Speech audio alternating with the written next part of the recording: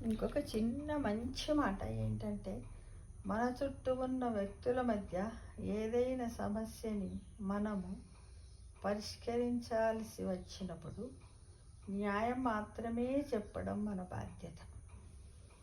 అంటే ఏదైనా సమస్య రాగానే పెద్ద మనుషులు జర చెప్పవా అని తోలుకుపోయినారు అనుకో, అప్పుడు మనం ఏం చేయాలి? ఇరుపక్షాలకు విషయాలను విని దాంట్లో మనం ఒక న్యాయాన్నే చెప్పాలి. కానీ ఇట్లా చెప్తే వీళ్ళు ఏమనుకుంటారో వాళ్ళు ఏమనుకుంటారో అనుకొని మనము ఏదో ఒకటి వీళ్ళకి మంచి చెప్పుదాం, పర్వాలేదు, నన్నైతే పెద్ద మనిషిగా పిలిచిన వాళ్ళకే మనము న్యాయము అన్యాయంగా ఉన్నా కూడా న్యాయం అని చెప్పడము ఇంతవరకు సబబు కాదు. అకార్డింగ్ టు గురు చరిత్రలో మనం ఆ విధంగా చేసినట్టయితే వాళ్ళు చేసినటువంటి తప్పులలో 75% మనం ఆ తప్పులకు బాధ్యులం అవుతాము, శిక్షకు అర్హులం అవుతాము.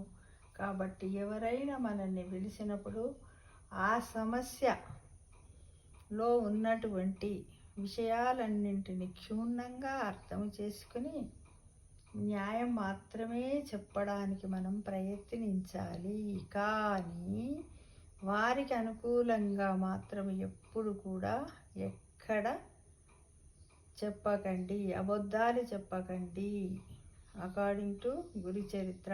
ఎందుకు అంటే దానికి శిక్షను మనం అనుభవిస్తాం. లేదంటారా? మౌనంగా ఉండండి. ఇదే మన జీవితంలో ఉన్నటువంటి మన జీవితం, మన లైఫ్ అనేది ఒక పెద్ద నోబుల్ బుక్. ఆ బుక్లో ఉన్నటువంటి ఒక పేజీలో కూడా మనం దీన్ని రాసుకోవచ్చు ఫ్రెండ్స్.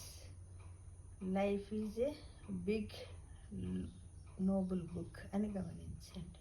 ఓకేనా?